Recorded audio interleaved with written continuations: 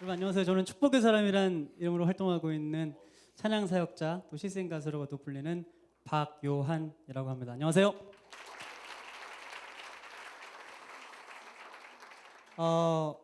오늘 제가 강연 제목을 나는 축복의 사람입니다라고 정했습니다. 제가 그렇게 활동하고 있는 팀 이름이어서 오늘 제목을 그렇게 정한 게 아니고요. 하나님께서 제 인생 가운데 얼마나 특별하게 개입하시고 또 인도하시고 축복의 사람으로 저를 사용하시고 또 앞으로도 사용해 가실지 기대하는 마음으로 오늘 강연을 준비했습니다. 제가 오늘 이 자리에서 또 여러분 앞에서 방송을 통해서 38년 만에, 제가 지금 38살이거든요. 38년 만에 처음으로 고백을 하게 됩니다. 38년 만에 처음으로. 반응이 없으시네요. 네. 38년 만에 처음으로 고백을 하게 돼서 이거는 뭐 떨리는 수준을 넘어서서 지금 제정신이 아니에요, 제가. 근데 하나님께서 또 성령님께서 지금 이 무대에 저와 함께 하시는 줄 믿습니다. 저는 1976년 11월 21일 대한민국 서울에서 태어나서 그 다음 날인 22일 홀트 아동복지회를 통해서 입양되어진 입양아입니다. 저를 가슴으로 낳아주시고 길러주신 저희 양부모님께서 믿음으로, 기도로 저를 길러주시고 키워주셨습니다. 근데 세상에 비밀은 없는 것 같아요. 하지만 신앙인들 우리의 고백은 하나님의 계획 가운데 우리가 살아가고 있다는 것입니다. 제가 중학교 2학년, 3학년 넘어가는 그 시점에 제가 입양아라는 사실을, 그 충격적인 사실을 알게 됐습니다. 너무너무 예민한 시기였고 사춘기 시절이었기 때문에 그 충격 그리고 고통의 순간들은 이루 말할 수 없었습니다. 너무너무 감당하기 힘든 일들이었으니까요. 그런데 변함없이 저를 포기하지 않으시고 저를 위해서 눈물로 기도해 주신 저희 부모님의 끊임없는 기도가 있었기 때문에 제가 그 방황의 시절들을 잘 이겨낼 수 있었습니다. 그리고 그것으로 끝나지 않고 2003년 9월 돌아가신 어머니 돌아가시기까지 제가 세상 가운데 예수 그리스도를 전하는 축복의 통로로 살아가기 간절히 원하는 마음으로 저를 위해서 기도하셨고요. 그래서 저는 다른 자리에 있지 아니하고 하나님을 찬양하고 노래하는 찬양 사역자 축복의 사람이 되었습니다. 제 노래를 먼저 처음으로 좀 부르고 싶어요. 축복의 사람이라는 노래를 이 시간 준비했는데요. 저 혼자 부르는 게 아니라 여러분 매해마다요 1,800여 명이 국내외로 입양이 되고 있습니다. 근데 그 중에서도 장애를 가지고 태어났다는 사실만으로 너무 불쌍하게 버려진 아이들이 있습니다. 근데 그 아이들이 홀트 장애인 합창단 영혼의 소리로란 이름으로 전 세계를 다니면서 하나님을 노래하고 복음을 전하고 있습니다. 오늘 그분들이 이 자리에 함께 해주셨어요. 너무나 감사하게도. 이분들 무대로 올라오실 때 여러분 좀 큰 박수 좀 부탁드립니다. 네. 네. 우리 같이 인사 한번 할까요? 자, 차렷 경례.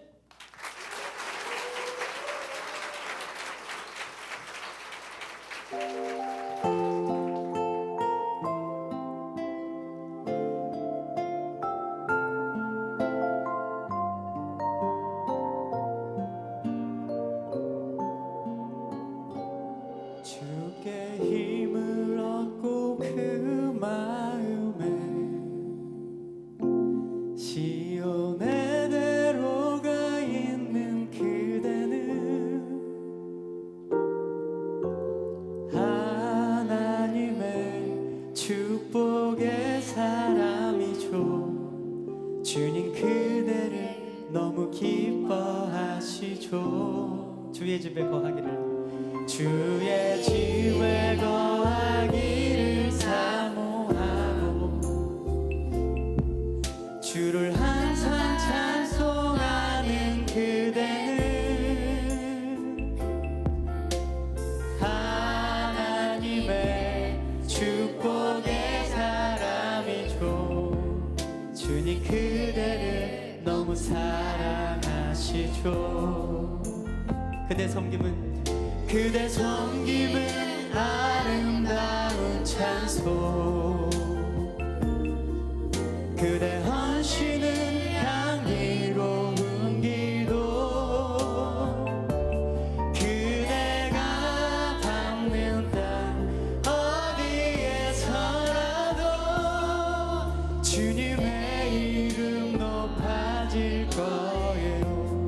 번 더 주께 힘을 얻고 주께 힘을 얻고 그 마음에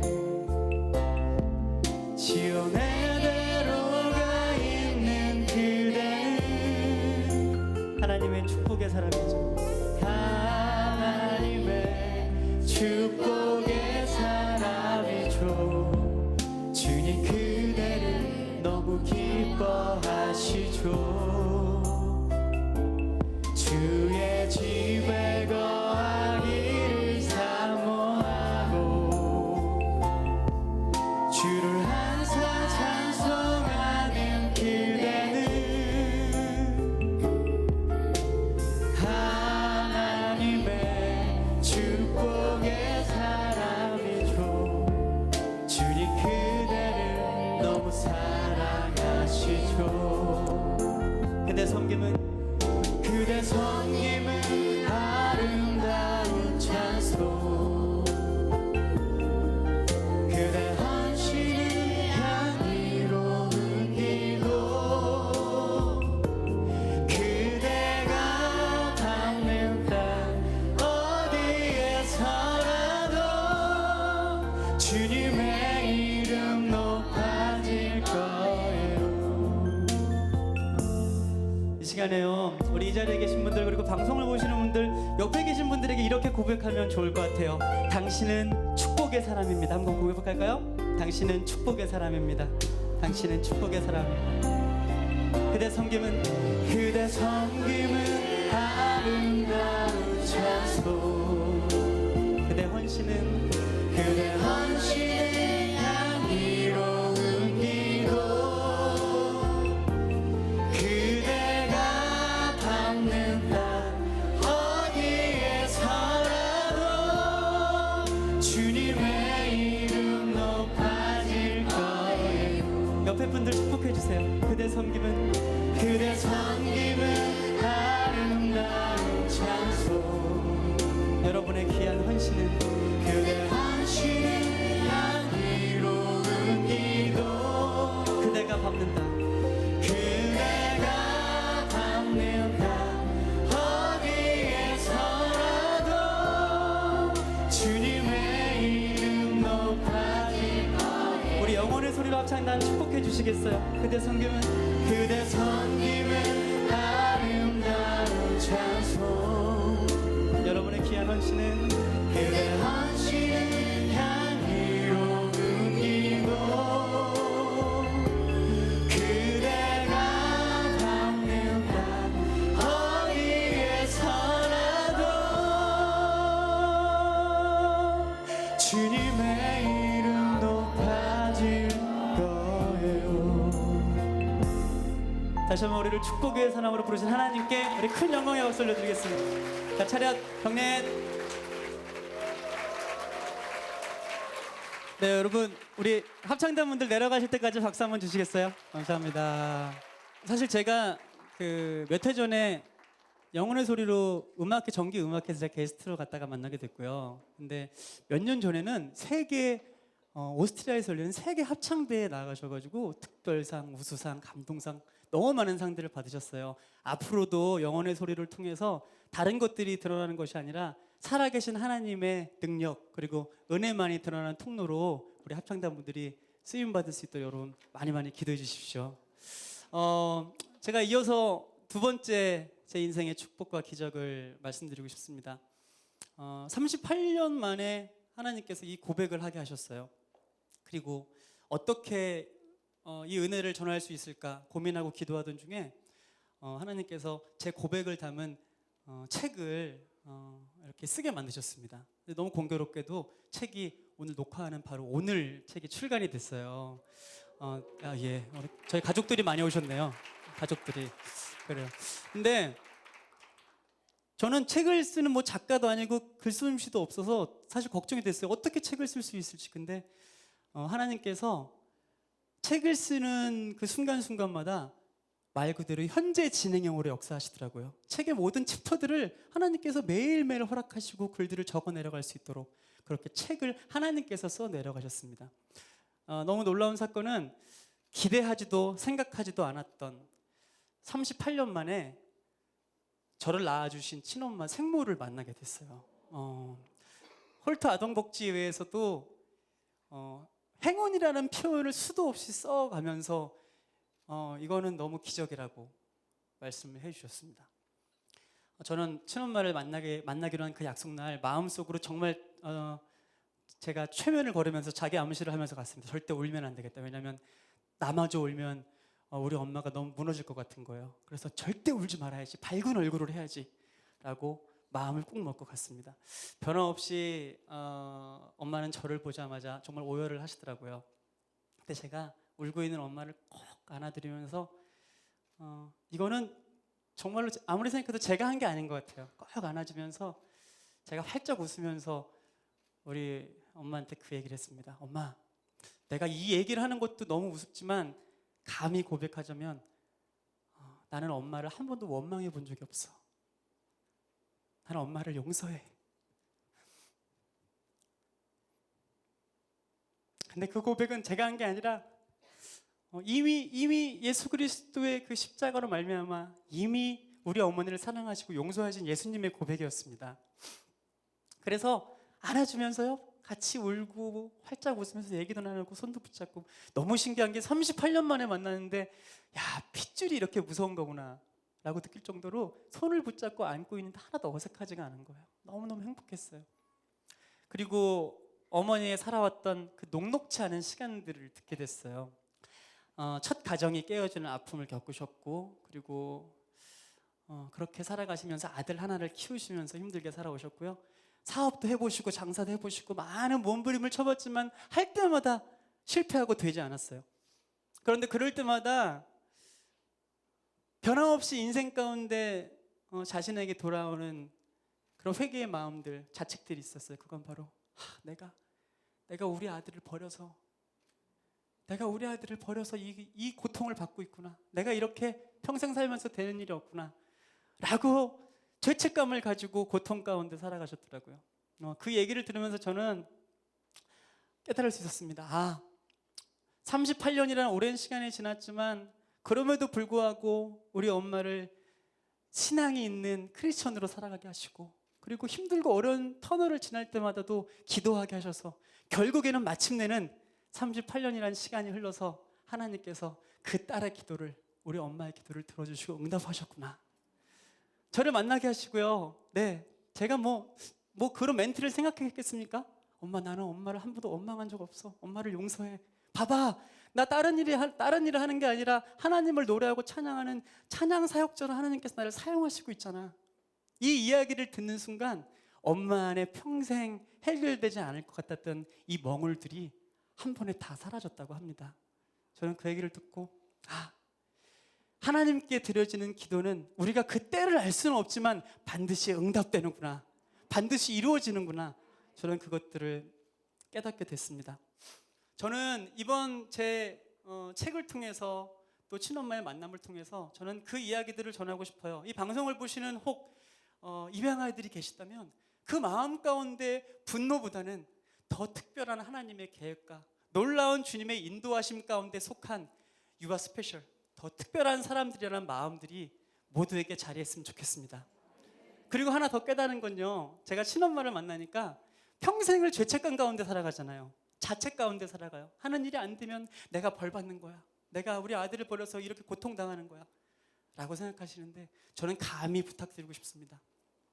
그렇게 죄책감과 자책을 갖는 그 시간 대신에 입양 보내신 자녀들을 위해서 한 번 더 기도해 주십시오. 하나님의 계획 가운데 저보다 더 우리 자녀들을 잘 길러줄 수 있는 귀한 믿음의 가정으로 보내주셨으니 하나님, 우리 자녀들을 축복해 주시옵소서. 주님, 말씀으로 성령으로 양육시켜 주시옵소서. 저는 그 부탁들을 꼭 드리고 싶습니다. 마지막으로 제 삶 가운데 하나님께서 허락하신 놀라운 축복과 기적, 세 번째 이야기를 전할까 합니다. 바로 믿음의 가정인데요. 저는 혼자 외동 아들로 자라나면서 너무너무 외로움이 많은 아이였어요. 그래서 친구들이 너무나 많았어요. 친구들 노는 걸 너무 좋아하고, 다른 형제들 있는 가족들을 친구들 너무나 부러워했고, 하나님께서 얼마나 세심하시고 친밀하신지요.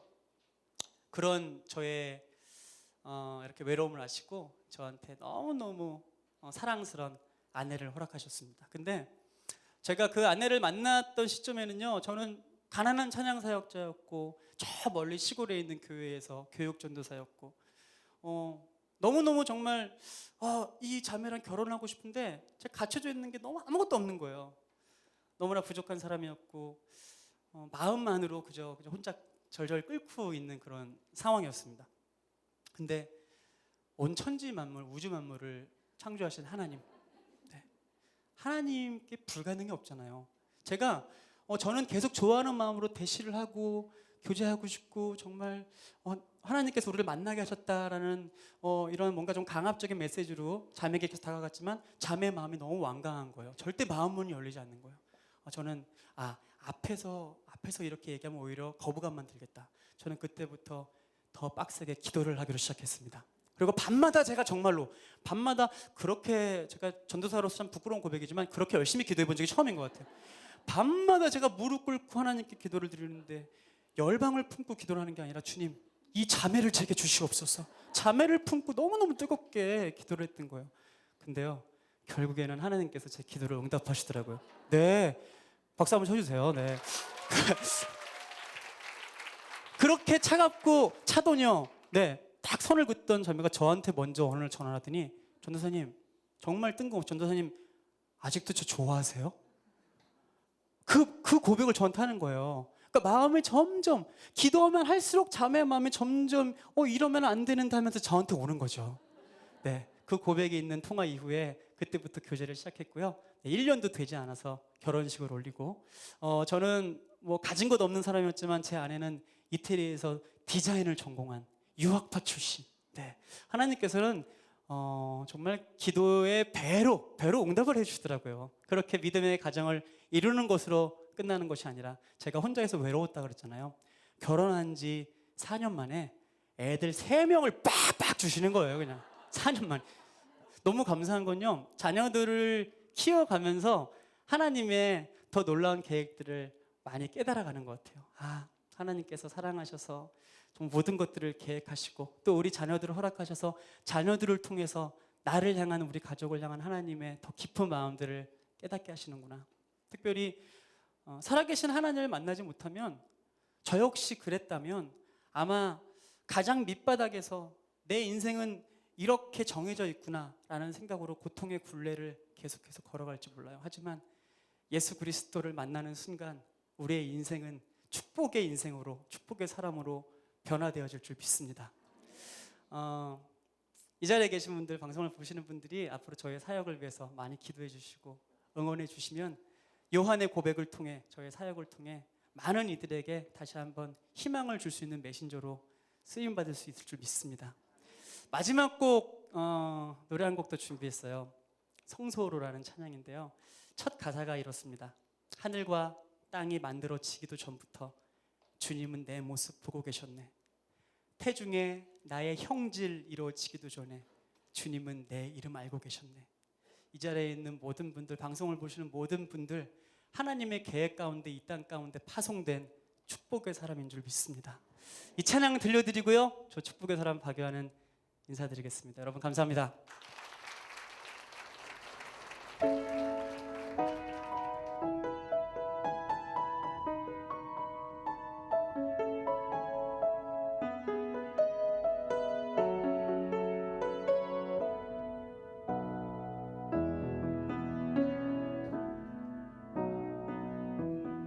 하늘과 땅이 만들어지기도 전부터 주님은 내 모습 보고 계셨네. 대중의 나의 형질 이루어지기도 전에 주님은 내 이름 알고 계셨네. 하늘과 땅이 만들어지기도 전부터 주님은 내 모습 보고 계셨네. 대중의 나 나의 형질 이루어지기도 전에 주님은 내 이름 알고 계셨네. 나의 작은 믿음보다도 더 큰 신뢰로 나를 바라보고 계시네.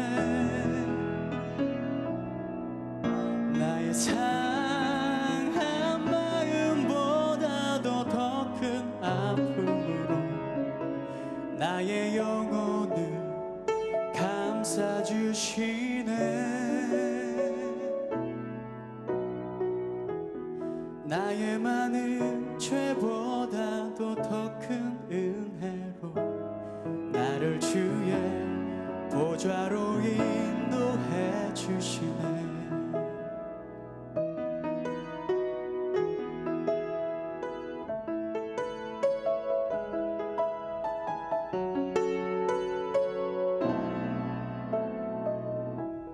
하늘과 땅이 만들어지기도 전부터 주님은 내 모습 보고 계셨네. 대중의 나의 형질 이루어지기도 전에 주님은 내 이름 알고 계셨네. 나의 작은 믿음보다도 더 큰 신뢰로 나를 바라보고 계시네. 나의 상한 마음보다도 더 큰 아픔으로 나의 영혼을 감싸주시네. 나의 작은 믿음보다도 더 큰 신뢰로 나를 바라보고 계시네. 나의 상한 마음보다도 더 큰 아픔으로 나의 영혼을 감싸주시네.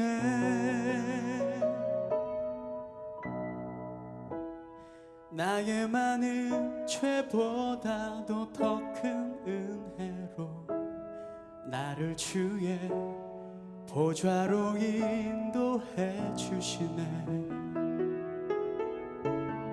나를 주의 보좌로 인도해 주시네. 나를 주의 성소로 인도해